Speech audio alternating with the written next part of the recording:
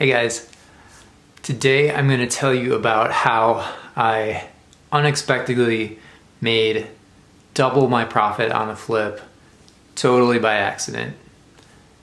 We'll dive in this video in just a second, so stick around. Today I'm going to tell you about how I totally by accident doubled the profits on a property I was flipping, and it was a complete fluke. So let's dive into it. About a year and a half ago, I won a little 2-bedroom, 1-bath house at auction. It needed everything new, and the garage was also falling down, and so we tore that down, and we're gonna do a 2-car garage. So I believe our budget, I bought it for $100,000, and our budget was about $63,000. That included the garage. We got all the work done on the house within about a month, and we had gotten a survey at closing that we had to pay for because it was an auction property. Use that for the permitting process with the city to do our plans for the garage. So we took that to them, and they said, oh no, that's not going to be good enough. You need this type of survey.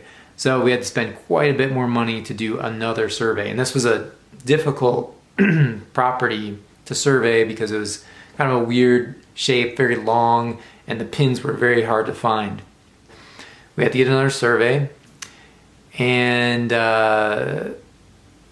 once we submitted our new plans with the new survey to the city, they said, oh, we just changed our municipal code. Actually, now you need this type of survey. So we had to get a third, more expensive survey. And I already had the property under contract, even though we didn't have anything up for the garage, and we were going to put in a new driveway, but the weather wasn't cooperating. And so they were starting to get a little frustrated because they had to keep waiting for what was going on. Anyway, during this process, we got contacted by the railroad. There was a train line that ran behind the property, behind the fence and trees. And at first it kind of concerned me that that was even there. I was like, this might not be the best property to flip because who's going to want to have a train running through their backyard? So what happened was the railroad contacted us. They said, hey, we want to put in a third rail line. Can we buy a portion of your lot? We said, well, sure, make us an offer. So they made us an offer, and we negotiated. We negotiated for almost 2 months, and during this time, we had disclosed all of this to the buyer, and eventually she said, I'm tired of waiting for all of this to go through, so she dropped out. So I lost my buyer, but we had the railroad. So then we found another buyer. We had so many problems with the city with the permits and the surveys that my contractor said, look, we're just banging our head against the wall here. Let's use a contractor that specializes in building garages in the area. So that's what we went with. And guess what? They needed another survey. So even though that was built into the cost, we had to get a fourth survey. So they were able to get the permits on it with the city.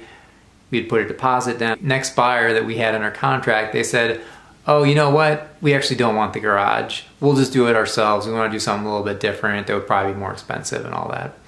So we ended up renegotiating the price. We didn't have to do the garage. And in the meantime, we were still negotiating with the railroad, finally came to an agreement. And because this was all long and drawn out, my profit margin was getting smaller and smaller and smaller on the flip.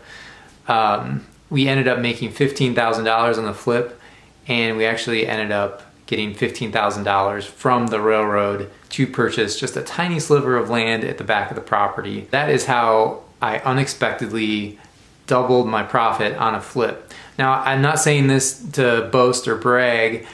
I just think it's a funny kind of anecdotal story, and it was nowhere on anyone's radar. And I guess my point is that to get lucky with something like this, you have to be in the game. And so if you're just kind of sitting on the sidelines, you want to get into real estate, or maybe it's another thing like business, make sure that you educate yourself and talk to the right people and network. but don't sit there too long. You need to be in the game if you're going to take advantage of the lucky bounces that go your way. So anyway, that's my story, and thanks again for sticking around, watching this video. Check out some of these other videos right here, guys, and like, comment, let me know what you think of this story. Is it crazy or what? And I'll see you next time.